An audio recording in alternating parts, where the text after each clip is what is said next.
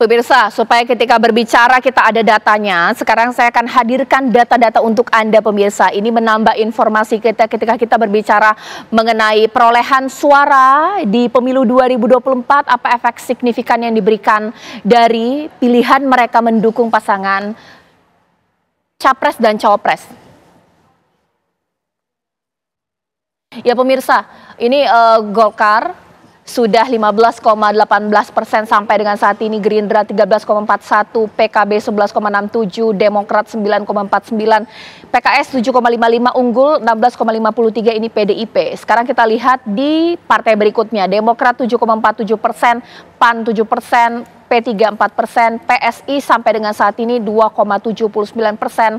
Sementara juga partai-partai lainnya Anda lihat sini 1,2% untuk Perindo dan Gelora 1,07%. Ya, sekarang saya akan tanya kepada Mas Wasisto yang tadi sudah saya tunggu-tunggu, udah datang di sini. Selamat malam, assalamualaikum Mas. Macet ya Mas ya? Selamat malam juga Mbak. Iya, macet banget. Satu Jakarta sih macet ya. Oke, Mas, kalau misalnya judul saya pada malam hari ini adalah Golkar dan PSI beda nasib dalam mendukung Jokowi, mendukung 02 Prabowo Gibran. Sebenarnya memang karena atau sistem kita memang sulit, partai baru menembus 4%, ataukah memang ada yang salah dengan dukungan yang diberikan atau geliat yang dilakukan oleh PSI? Tapi untuk Golkar ini signifikan kenaikannya, seperti apa? Ya baik, sebenarnya kalau kita lihat sejak dari pemilu 2019 kan tidak ada lagi partai baru yang bisa lolos PT ya. Artinya momenter itu yang kita lihat di pemilu tahun 2014 kan, di mana ada Nasdem yang lolos, ada partai lain yang lolos. Artinya memang di sini kalau kita lihat secara historis memang kecenderungan partai baru untuk bisa lolos PT itu agak mengecil Mbak Caca ya.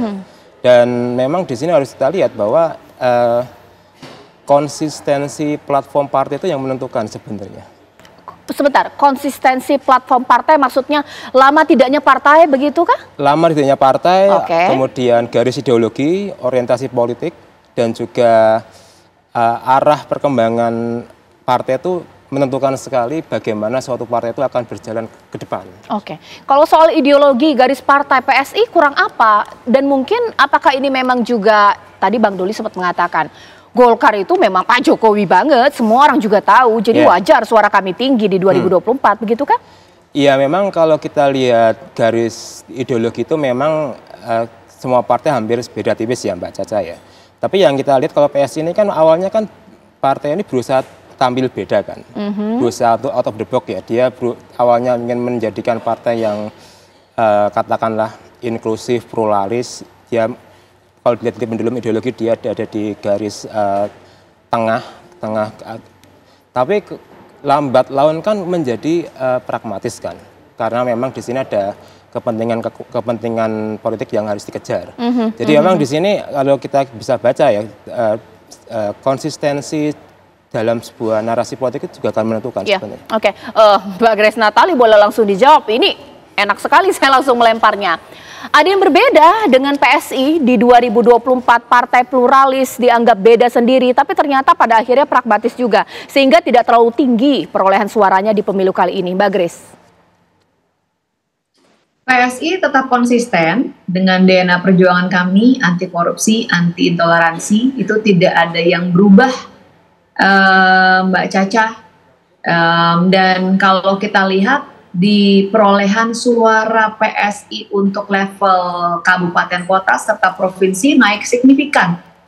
Misalnya saja di NTT kita naik sampai 400%, di Papua naik sampai 300%, di DKI juga perolehan suara cukup tinggi, di berbagai tempat naiknya signifikan. Ini untuk kabupaten kota serta provinsi. Gitu. Jadi saya pikir analisa atau dugaan bahwa mungkin karena ada inkonsistensi, saya pikir enggak ya, karena terbukti perolehan suara di kabupaten kota serta di provinsi naik kok, malah naiknya sangat signifikan, dan tidak ada perubahan dari segi DNA. PSI tetap yang paling lantang menyuarakan penolakan kalau ada pelarangan ibadah misalnya, dan bahkan kami satu-satunya saya pikir yang berani menyuarakan terkait dengan ingin memperjuangkan undang-undang perampasan aset selaras dengan yang juga diperjuangkan oleh Pak Jokowi selama ini. Oke, sekarang saya mencoba ke Bang Doli. Bang Doli, Kalaulah memang oke, suara kita bagus karena kita memang paling mendukung Presiden Jokowi, itu artinya bahwa jikalau Golkar salah memberikan dukungan, taruhlah mungkin pemilu berikutnya, bisa jadi suara Golkar akan tidak sebaik seperti sekarang. Begitukah? Padahal kan harusnya partai politik suaranya bagus didukung kader, bukan pilihan politik juga. Bagaimana?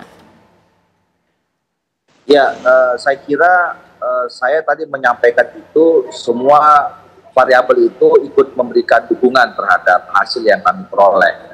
Walaupun saya yakin dengan sistem pemilu yang kita jalankan sekarang ini, ya, di mana sistem pileg itu sistem proporsional semi terbuka, ya, saya menganggap atau kami lah Partai Golkar menganggap bahwa kekuatan caleg itu masih menjadi kunci variabel utama untuk mendapat atau meraih kemenangan di pileg, ya.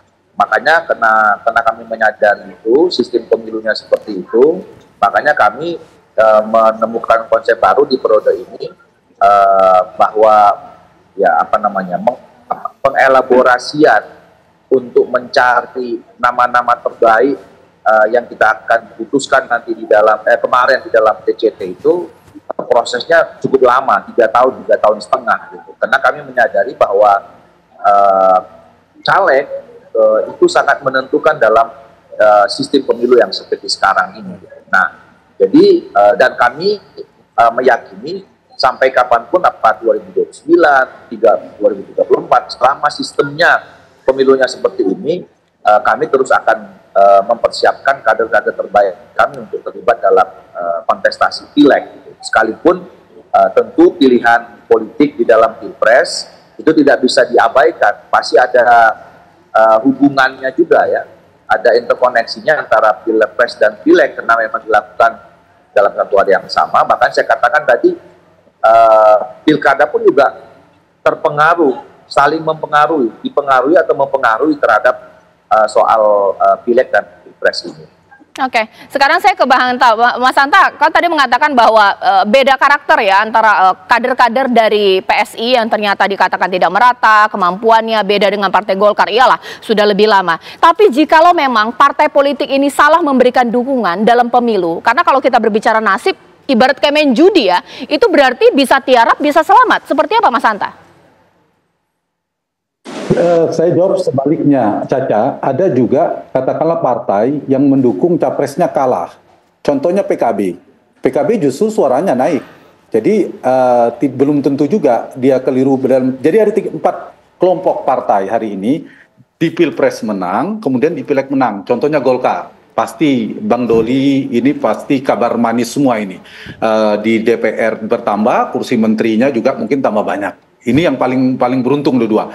Yang kedua, di Pilpres menang, di Pileg kurang beruntung. Mungkin seperti PSI. Tapi ini lumayan nanti. Seperti Grace Natali bisa jadi menteri potensinya, atau bisa jadi maju posisi-posisi strategis yang lainnya, dan lain sebagainya. Ada partai-partai seperti Gelora dan sebagainya. Yang ketiga, ada partai di Pilpres kalah, katakanlah berdasarkan data paling tidak kita perkembangan per hari ini, tapi di Pileg mereka juga bertambah justru, seperti PKB.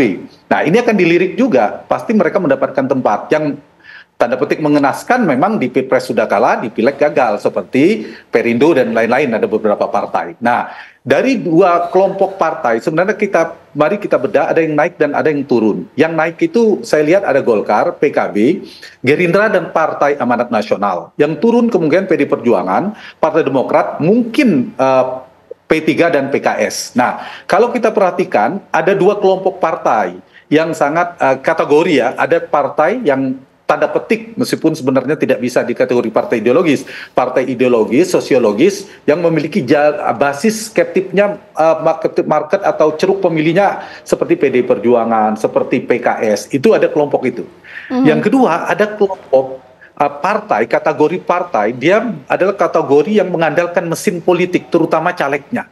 Ya, contohnya adalah Partai Golkar. Selain dia memang punya captive karena partai panjang, partai yang sudah senior. Yang kedua PAN, itu juga karena faktor caleg, strategi dan sebagainya. Nah, jadi saya hendak mengatakan bahwa Pilpres dan Pileg itu tidak bisa disamakan. Misalnya kita membandingkan faktor Jokowi. Faktor Jokowi di Pilpres, Pak Jokowi sangat menentukan karena di sana ada cawapres namanya Gibran. Pasti nanti Caca mengatakan, PSI juga ada Kaisang, Berbeda, ada faktor caleg nanti di sana. Saya ingin mengatakan sama-sama faktor figur. Nah, karena itu tidak bisa dibandingkan kedua-duanya. Di dalam pileg itu faktor paling determinan karena party ID kita rendah, realitasnya hari ini beda misalnya di beberapa negara yang akhirnya dui partai, Partai Republik, Partai Demokrat dan seterusnya. Sementara di kita kan tidak seperti itu, terfragmentasi sangat banyak. Nah, faktor caleg yang paling determinan kalau mau diperhatikan di partai-partai kita. Golkar, jawaban Golkar itu karena kuat di caleg. PAN itu karena calegnya juga relatif bagus. Yang kedua adalah dari sisi tadi institutional branding, kekuatan brand partainya. Nah, itu seperti PKS, PD Perjuangan, seturun-turunnya mereka sudah punya captive dan tentu mesin dan strategi. Jadi saya menegaskan di awal tadi, dua analisis saya, di Pilpres dan Pileg terutama 2004 ini, kotel efek tidak bekerja efektif, kurang bekerja efektif. Tapi sebaliknya, split tiket voting itu sangat kuat sekali. Pemilih 01 banyak memilih Prabowo, pemilih 03 juga banyak memilih Prabowo. Begitu. Catatannya berarti untuk pileg, faktor caleg menjadi determinan yang paling penting. Nanti akan saya tanya kepada dua partai politik, apa yang kalian lakukan untuk caleg-caleg kalian ketika berkampanye? Karena saya sudah dapat selentingan ini, berbeda Mbak, yang di nasional sibuk dukung capres-cawapres, kita di daerah berjuang sendiri. Sesaat lagi di Apa Kabar Indonesia Malam.